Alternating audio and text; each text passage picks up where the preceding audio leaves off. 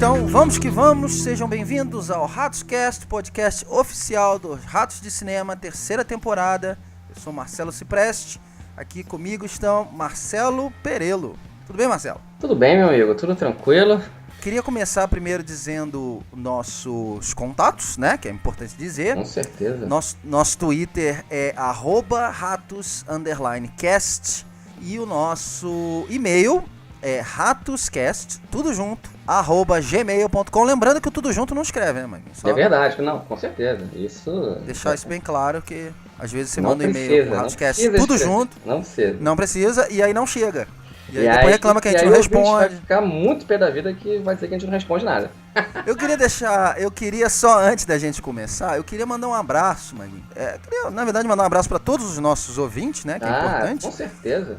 Não somos ninguém sem eles. É isso aí, um beijo para todos. Para todos, mas principalmente para os nossos ouvintes na França, na Alemanha, Mas eu fiquei sabendo, no Alasca. Eu fiquei que soltei fogos e eu fiquei... Isso é sensacional. Eu achei que você conhecia eles, cara. Eu não tive o prazer de conhecê-los ainda. Com certeza, agradecer a eles especialmente, fora do Brasil, mas juntos com a gente. Com certeza. Nosso tema hoje é um tema especial, nosso debate, né, dessa semana será sobre o longa Beasts of No Nation, sem título traduzido para o português. Direto. Sim. Escrito, produzido e dirigido pelo americano Cary Joji Fukunaga, com o Idris Elba no elenco e o Abraham Atan, que é o primeiro filme dele, né? Isso que eu ia falar, é a estreia dele, né? Primeiro filme dele, já começou bem, pelo jeito. Esse filme está disponível pela Netflix desde o dia 16 de outubro. O canal pagou 12 milhões pelos direitos do filme. O filme custou 6 milhões apenas. Isso que eu ia falar, o orçamento de 6 milhões, baixo, né? O filme também teve lançamento limitado nos cinemas americanos, né? Comentário. É um projeto de vida, né, do Cary Fukunaga. O filme é vencedor de 6 prêmios, foi indicado a um Globo de Ouro. O Idris Elba foi indicado a ator coadjuvante. Super merecido. Tem 2 indicações para os Screen Actors. É o famoso SGA, o prêmio do Sindicato dos Atores. Exatamente. Muito importante, né? Muito importante. Muito importante. É um pré-Oscar. É verdade. São os influencers. Para os atores, então, é fundamental. Mesmo. Exatamente. Para os atores, então, é fundamental, né? Sim. Maguinho, eu queria começar te perguntando o seguinte. Se você pudesse definir esse filme rapidamente, uma palavra, o que você diria? Intenso. Entendeu? O filme ele é intenso. Ele mostra, basicamente, a desconstrução da vida de uma criança. O filme aborda isso de uma forma crua, entendeu? E a gente vai comentar os meandros desse filme. Antes só da gente entrar, aprofundar no filme, né?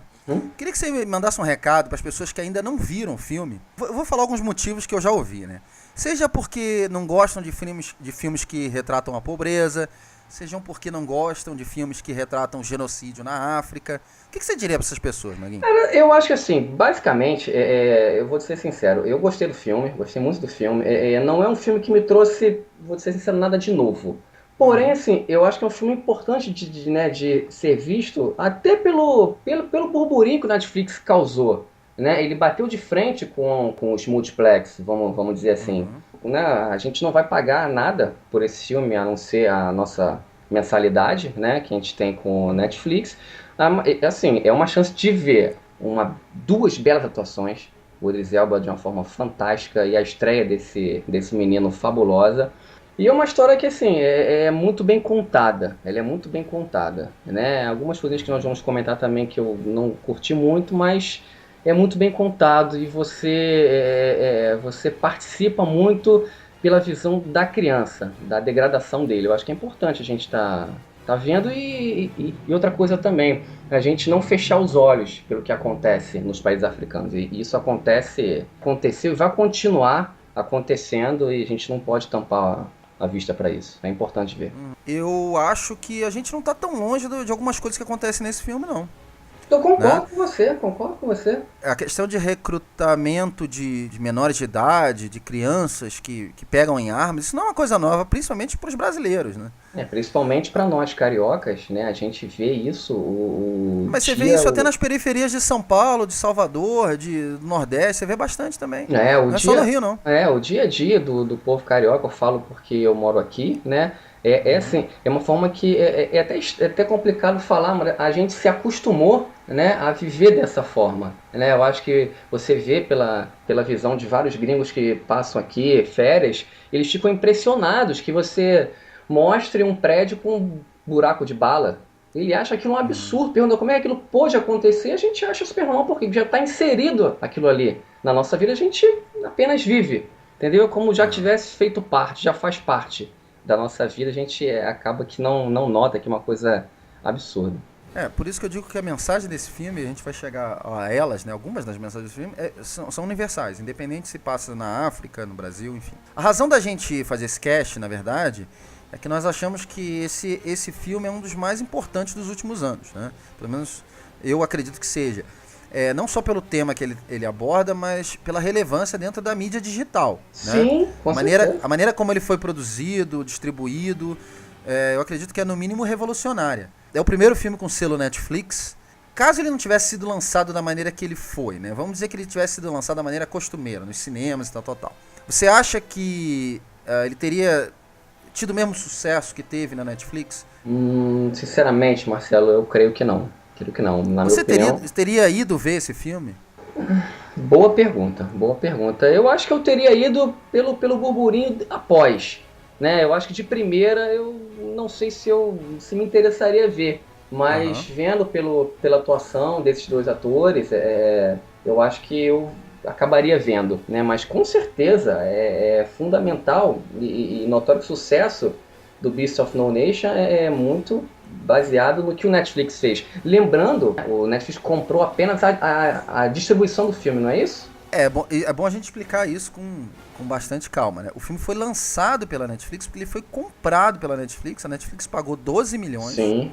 que foi o dobro Do dobro da do produção valor de dele, né? produção. O Fukunaga, ele escreveu o roteiro, ele levou 7 anos para escrever esse roteiro. É um projeto, como eu falei, da vida dele, né?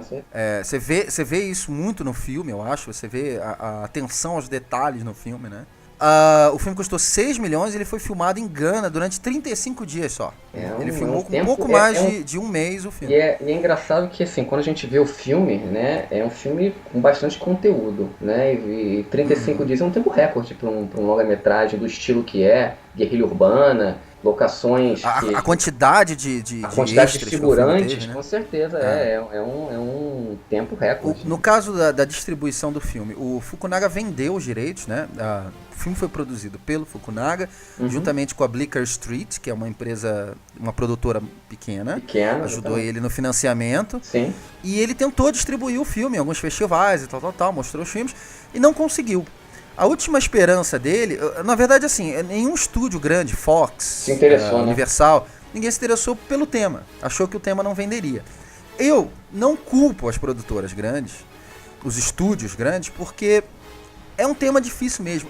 Principalmente, você tem um ator famoso nesse filme, o Idris Elba, que aqui no Brasil é completamente É isso que eu desconhecido. ia falar. Ele é famoso por uma série que as pessoas que Pelo eu Luther, particularmente não né? vi, mas todo mundo elogia demais do Eu diria Brasil. que Inglaterra e Estados Unidos ainda conhece um pouco ele. Sim, o público Não é um brasileiro, astro de poucos. classe A, vamos dizer. Apesar de ser um excelente ator, não é um astro de classe A, mas você tenta vender um filme que tem um astro como ele, o resto do elenco completamente desconhecido, completamente novo, um tema muito difícil, muito delicado, um filme que provavelmente aqui no Brasil não chegaria nem nos cinemas, Nem no cinema, concordo. concorda? Ou provavelmente se chegasse ficaria uma semana em cartaz. Em algumas salas de arte, né? Bem Pois é, distante. a Netflix investiu no filme, esse é o primeiro filme da Netflix, uma produção Netflix, né, como eles chamam. Mas a Netflix, na verdade, ela só funciona como distribuidor do filme. O filme chegou a estrear em alguns cinemas nos Estados Unidos, né? Teve até um problema lá, né, Maguinho? É, A gente verdade, eu conversou sobre isso. fiquei sabendo.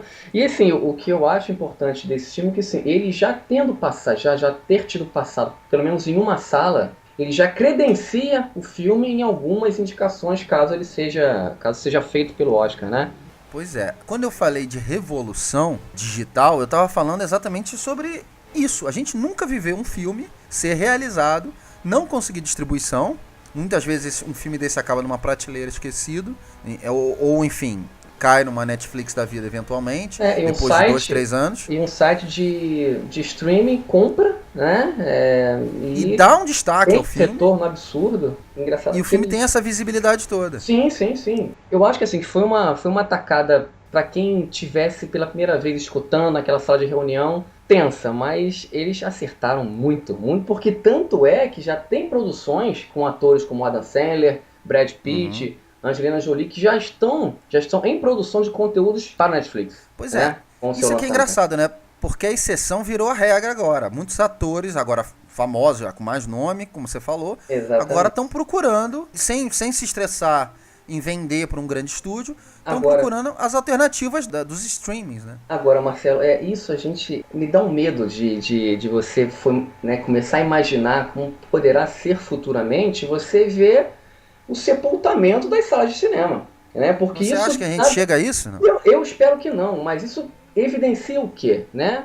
É o público, né, querendo ter o conforto de casa, vendo a hora que ele quiser, que ele possa parar e ir no banheiro, fazer um lanche, ver depois, entendeu? Do que você Ou na hora que quiser, Ou na hora que literalmente, quiser, de não dependendo madrugada, dos horários de manhã. cinema. Exatamente. E você não ficar travado em ter que sair de casa, pegar o seu carro, encarar um trânsito gigantesco, um shopping lotado, ingressos super ultra caros. Às vezes uma cadeira desconfortável, gente falando no filme. Um 3D que não funciona. Pessoalmente eu acho difícil, muita gente falou que o rádio acabaria depois que lançassem os LPs, depois os CDs, enfim. Ele continua até hoje, super atual. Super atual. Só explicando que o filme foi boicotado em algumas salas nos Estados Unidos. Sim, algumas. Passou alguns em pouquíssimas salas. Verdade. Eu acho, Marcelo, que eles estão no direito deles, sabe? Eu acho que é uma guerra onde, na minha opinião, eu vou falar isso nessa mesma frase, mas é uma guerra que eu acho que ninguém vence. É ruim pro nosso cinema, para as salas de cinema, e é bom para um outro público, né? Mas na verdade, assim, é uma guerra que eu acho que não tem final feliz, não, sabia? Deixa eu te perguntar, o que você acha que o filme perde quando a gente vê isso numa tela menor, na nossa telinha em casa? Ao contrário de uma tela de cinema com um som espetacular, enfim. Eu acho que você falou tudo, entendeu? Eu tenho uma tela aqui de 42 em casa, um home theater mediano, foi uma experiência boa, né? Eu achei o filme muito bom. É claro que se eu tivesse numa sala de não sei quantas polegadas, com som surround, enfim, eu teria uma experiência muito maior. A gente sabe que a sala sempre tem uma imersão, né? Ele te convida a você entrar no filme, né? O filme te leva. O filme pode ser horroroso, mas aquele universo, aquela sala, aquele ambiente, o som, enfim, te projeta ali pra dentro, entendeu? Então a experiência, na minha opinião, seria muito melhor vendo esse filme na tela grande. Eu vejo esse filme de duas maneiras, né? Eu acho que você pode ver o filme de diversas maneiras, como a gente falou, tem várias mensagens, mas em parte você tem um filme de guerra, em parte você tem um drama, um grito de alerta social. Que gênero você diria que esse filme se encaixa, se tivesse que explicar isso pra alguém que não viu o filme? É um drama. A gente é convidado a conhecer uma criança com uma família estável, com pai, mãe, irmãos, uma mãe, né, fantástica, uma família e uma aldeia feliz. E aí você vê o filme vira logo, né, e você vai conhecendo a degradação pouco a pouco, as mortes, as atrocidades, né? E não, na minha opinião, não é um filme de guerra, ficou em segundo plano. É um filme de drama. É um drama muito bem construído, muito bem feito. Agora, uma coisa que eu queria evidenciar contigo, eu acho importante a gente falar, eu achei ótimo, né, ele não situar. Mas eu gostei. A ideia é que pode ser em qualquer lugar, Exatamente. Isso eu achei ótimo, porque ele não se prende a um país, a um regime onde você pode concordar ou discordar. Não, mas não é assim, né? Aquele líder não fez isso, a história não é verídica, então acho que você não datar, né? Eu particularmente gostei muito. Eu acho bom também, eu acho uma boa ele não situar exatamente, até porque por isso que eu falei no começo do cast. O importante não é nem o lugar onde ele se passa, o importante é o que está acontecendo ali dentro. Você meio que universaliza, né, a história e você pode entender que ela se passa em qualquer país africano, entendeu? Idris Elba, ele é inglês, ele nasceu em Londres, ele fez algumas séries famosas também. The Wire é uma série da HBO, onde ele faz um americano muito, muito bem, sem sotaque praticamente. Ele é muito famoso pelo trabalho dele no Círculo de Fogo, no Prometheus e nos filmes do Thor. Mas muita gente nem lembra dele, né, nesses filmes, porque ele é coadjuvante. O que você achou do trabalho dele nesse filme como comandante? A pessoa que realmente dá início, né, a toda a trama do filme.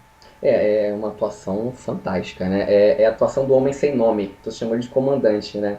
E eu acho que quando ele é apresentado, né, depois de mais ou menos meia hora de filme, é que o filme dá uma guinada.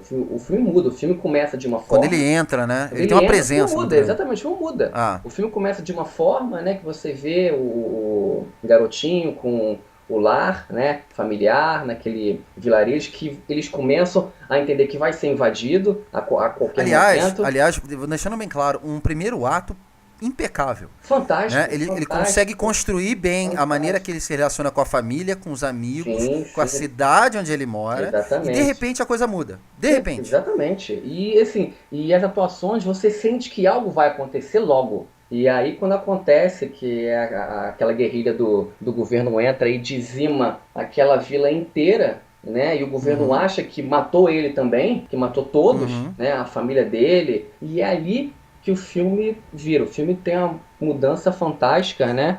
Que é onde uhum. ele conhece essa outra milícia e o Idris Elba começa o seu show de mais ou menos 1 hora e meia. Eu não conhecia, você me falou agora, eu lembrei que ele, que ele no Thor ele era o general que abria o portão, né? De Asgard, não é É. isso? Uhum. Então assim, você falou, eu lembrei dele. Um sotaque fantástico. E ele, ao mesmo tempo, ele é um pai, né, para todos que né, estão ali, mas ele é Isso é uma cruel questão muito demais. interessante, pois é.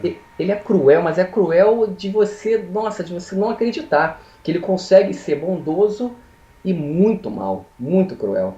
Eu queria só lembrar, ele tem algumas cenas que ele domina, ele tem um monólogo já mais pro terceiro ato do filme, né? Sim, Onde ele perde o controle dos exatamente. Que também filhos. é a desconstrução dele. Você vê ele Perfeito. perdendo a força e você vê que ele não consegue, que ele não vai conseguir recuperar. É engraçado como isso acontece no momento do filme onde aquele grupo de rebeldes, né, de jovens lutando por uma causa, onde eles perdem a causa. Não, É no momento onde ele abandona o líder e ele acaba com aquele discurso de nós temos que libertar esse país, vitória, não sei o quê. Ele não sabe mais como motivar aqueles jovens. exatamente, ele E aí ele perde. perde a liderança. Exatamente. E é uma liderança que, assim, o filme não diz quem é o bonzinho, quem é o mal, quem é o mocinho. Você vê frentes, né, de guerrilha, você vê várias milícias ao longo das Aham. fronteiras que não se Não, define quem é o bom, quem é o mal. E você vê você não que sabe nem você pelo não que sabe exatamente, quais são exatamente. os ideais que eles estão lutando, né? Exatamente. E aí aquela É uma frase coisa que muito eu... genérica. Aliás, como qualquer guerra, você tem vários lados. Às vezes os lados diferentes têm as mesmas motivações. Eles querem um país melhor, eles querem uma revolução. Às vezes os lados diferentes querem as mesmas coisas. Sim, mas que E acaba que numa guerra, você, no final das contas, não tem um lado bom, né? Esse que é o grande problema, é o ou o grande... lado certo, né? Ou A gente é ela, difícil dizer exatamente. quem que tá certo nessa história. Difícil entender quem está certo, porque é o ponto de vista da criança. Ele não consegue racionalizar e universalizar tudo que está acontecendo, disputas políticas, milícias, quem está lá de quem. Eu acho que não, porque ele é jogado, né, em uma desconstrução ao longo do filme que eu acho que é proposital. O filme não Uhum. situar quem é o governo que está lutando contra quem, para onde as pessoas estão indo. Entrando até um pouco nessa questão do ponto de vista, eu acho interessante a gente falar algumas críticas do seriado, do próprio seriado da Netflix, Narcos, foi a questão do off, né? A questão do voice-over. É legal você mostrar, não é ficar narrando o que está acontecendo, né? Muitas vezes no Narcos acontece um pouco isso. Ele tá narrando exatamente o que está acontecendo. Entendi. Eu acho que o Beast of No Nation encontrou uma maneira de fazer isso, uma maneira que pelo menos eu nunca tinha visto no cinema ou em nenhum outro filme. Você vê o menino rezando, né? Sim, E o que sim, a gente verdade. o off que a gente escuta dele é ele falando com Deus. Exatamente, é isso que eu ia comentar. É ele refletindo o que está acontecendo, né? Que é tudo muito rápido. Ele é O ponto de jogado. vista dele. O ponto de vista dele, exatamente. Ele é jogado ali numa situação. Ou ele sobrevive daquela forma, sendo passivo, matando, ou ele morre ou ele se transforma, entendeu? Me lembrou muito, é uma forma até, eu acho que de poesia do filme passar um pouco de alento pra gente, não sei se é possível isso, mas me lembrou muito Além da Linha Vermelha, né? Que também tem esse lirismo, tem essa poesia, tem esses pensamentos no meio da guerra, do tiroteio comendo, um off muito bom e importante pro filme. Porque você entende o que passa na cabeça dele e nas consequências que leva isso a ele. O fator psicológico, né, de como se trabalha na cabeça da criança, né, isso é uma coisa muito interessante Sim. também. Aquela parte que ele faz a sua primeira morte, que ele é forçado pelo comandante a sua primeira morte, que é uma cena gráfica, uma cena extremamente forte para quem está olhando, para quem está vendo, né? Aquela facada no crânio Crânio, daquilo. né? É uma cena plástica, uma cena gráfica. Que ele faz questão de te chocar tanto quanto ele, né? Quanto Exatamente, o exatamente. Agu que tá cometendo o ato. Né? Mas aí Muitos diretores americanos desviariam aquele olhar, talvez. claro, claro. Mostrando só o menino, a reação dele, ou enfim, mostrando a reação das pessoas em volta e tal. O Fukunaga não, aí que eu acho que é genial. Ele mostra todos os pontos de vista, tanto das pessoas que estão vendo, quanto do ponto de vista do Agu e o ponto de vista da gente. Sim. Que é também a nossa primeira morte, né? Claro, é a nossa primeira morte, exatamente. A porta abre ali, entendeu? E é aí, tipo, ele já tá desconstruído, né? E ao longo do filme a gente vai vendo a degradação dele. O que, assim, quando ele faz isso, parece que choca muito mais a gente, a mim, me chocou muito mais do que chocou ele. Eu só queria te perguntar, em que momento você acha que o menino virou Começou a perceber. É uma pergunta interessante. Sabe, porque pra mim não me pareceu que ele ficou chocado. Ele matou. Sabe o que é engraçado? Eu já conversei com algumas pessoas sobre o filme e as pessoas, elas citam momentos diferentes do filme do que eu acho. Pra mim, o momento que ficou mais claro isso é um plano sequência que ele faz durante uma invasão numa cidade, onde ele acredita que tá vendo a mãe dele. Sim, fantástico. E um dos meninos resolve estuprar a mulher e ele mata a mulher. Sim, ali naquele momento, porque o que eu vejo antes do Agu, ele realmente ingressado na militância ali.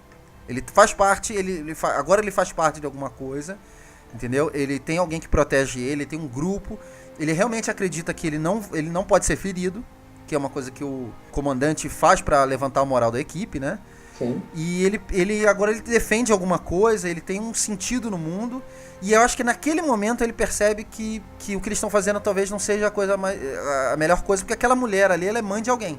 Sim, com não certeza. É dele, mas ela é mãe de alguém. É, verdade. Então, pra mim, é nesse momento. Agora, essa questão toda de ele não ter percebido naquele momento, eu acho que brinca um pouco com a mensagem final do filme da resiliência das crianças. Da maneira como as crianças têm a capacidade de se recobrar e rápido, de alguma coisa, né? E rápido. Não só as crianças, o ser humano. Ele é capaz, sim. Às vezes, de ultrapassar fisicamente ou psicologicamente um trauma, enfim.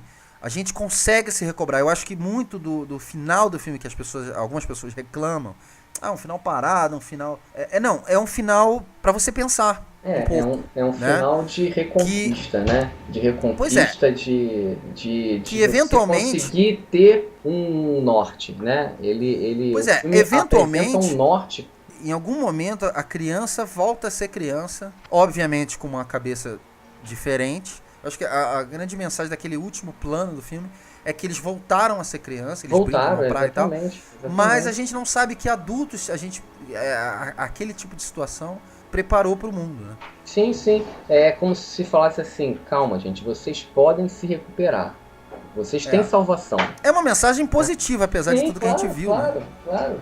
Eu queria que você falasse um pouco, Maguinho, já que a gente entrou no campo de atuações, do Abraham Attah, que faz o Agu do filme, o jovem que guia a gente durante essas 2h20 de filme. Uma atuação fantástica. O que me pareceu é que ele não tá atuando. Aquilo ali faz parte da vida dele, é o cotidiano dele.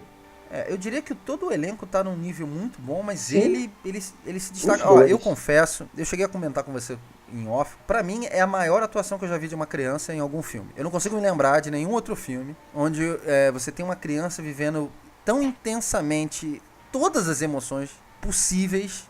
Caro ouvintes do Rautoscast, vocês estão ouvindo, entendeu? Isso que ele falou é muito sério. E engraçado também é que eu fiquei pensando, quando você falou, fiquei pensando, e no momento, a única pessoa que me veio foi Natalie Portman, no Profissional. Não? O que você acha? Bate de frente?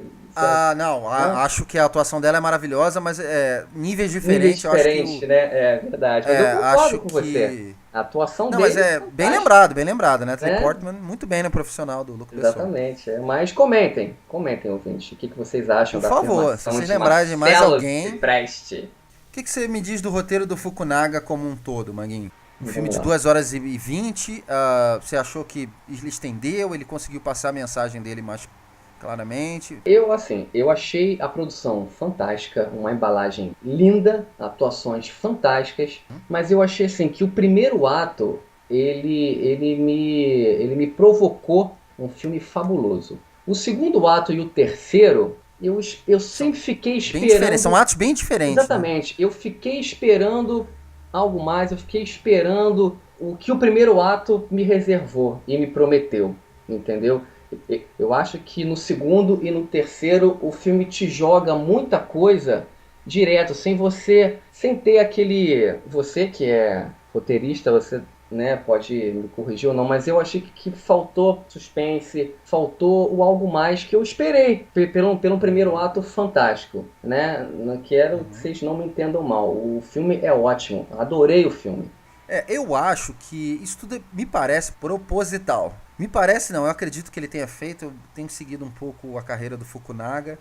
Até esse final de semana eu vi o Jane Eyre, que é um dos primeiros Foi o primeiro que ele filme fez. dele, não foi? Foi um dos primeiros. Ele Foi chegou um a dos fazer primeiros, antes disso, o Sin Nombre, que é Sem um filme nome, também muito exatamente, famoso no circuito independente. Mas enfim, eu acho que é proposital sim, porque a questão dele desacelerar o filme, isso já começa a ficar claro antes até da tribo dos jovens, né, se rebelarem contra o comandante. O filme ele ganha. Acho que a partir daquele momento quando eles chegam lá num prostíbulo e tal, Uhum. ali você já começa a ganhar um sentido diferente, uma abordagem diferente da trama. E o filme vai desacelerando, Sim, mostrando sim, o sim. cansaço deles, né? Mostrando Verdade. como eles também começaram a enjoar daquilo ali que eles faziam. Que Porque no começo você fica numa adrenalina muito você grande, compra né? a ideia, né? Você compra a ideia, Você vai compra, junto você com eles. compra a adrenalina deles de entrarem e tal, com a Sim. metralhadora e matar a cidade inteira e tal. Você fica um pouco naquilo ali. E de repente o Fukunaga ele quebra aquele ritmo. Eu não acho que é repentino, não. Eu Eu acho até que é concordo bem também. proposital. Tô concordando com você porque é o seguinte, ele já desacelera por quê? Porque ele acaba te mostrando que não tem propósito aquilo. Esse filme, até nessa questão do roteiro, ele me lembra um pouco o Apocalipse Now e o Nascido para Matar do Kubrick. Sim, Algumas cenas me parecem saídas diretamente da maneira de enquadrar o personagem no centro e tal.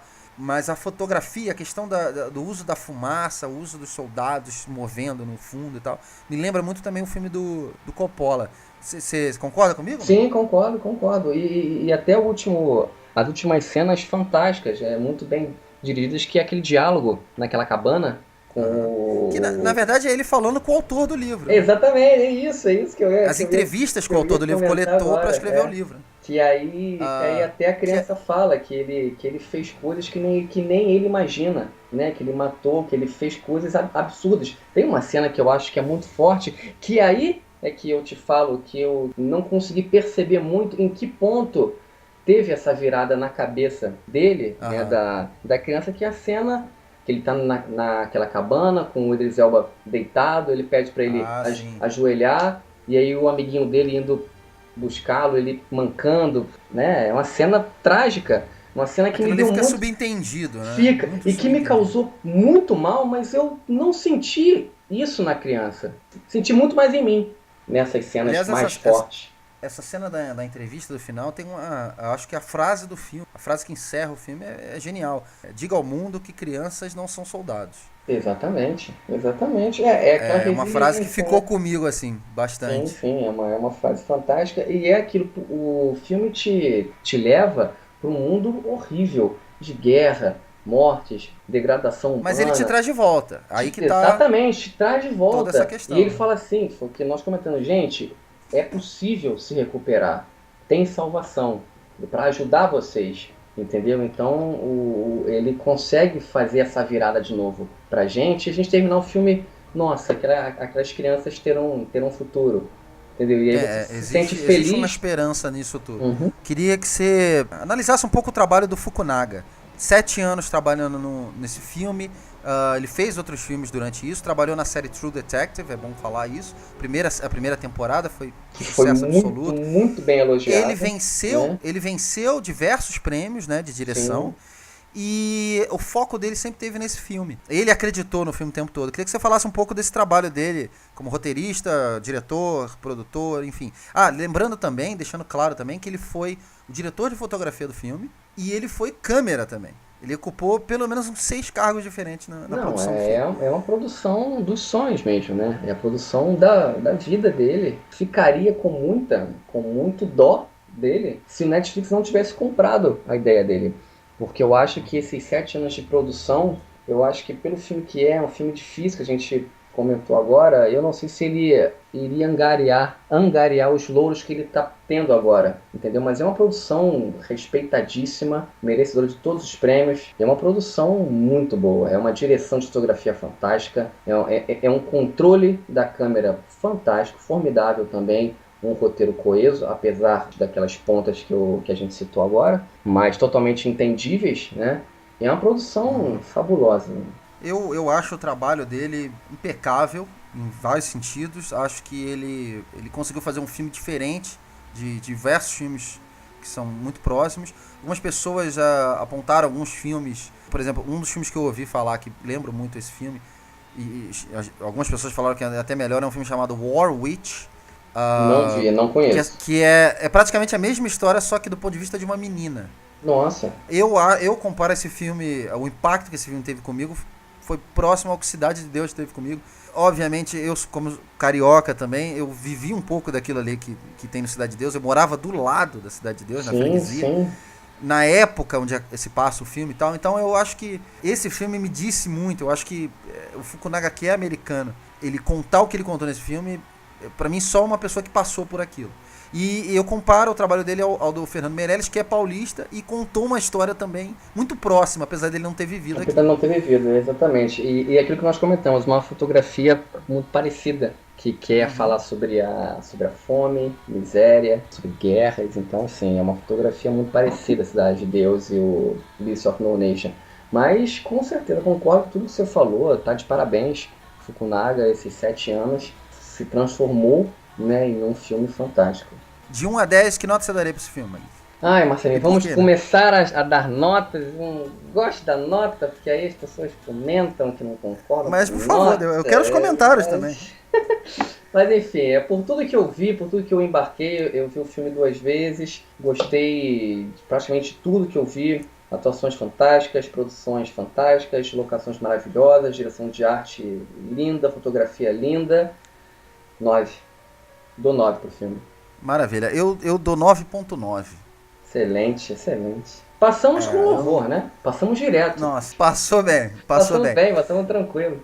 Maguinho, eu queria agradecer a sua presença. Antes de você se despedir, eu queria que você desse uma dica de filme ou série pra galera que tá ouvindo a gente.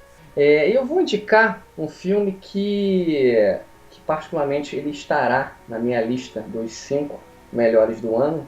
E eu ficarei muito feliz se o nosso representante do Oscar for selecionado, que é Que Horas Ela Volta. Quem não viu ainda, o filme já está em DVD, parece, né? Mas é um dos melhores filmes brasileiros que eu vi nos últimos tempos, né?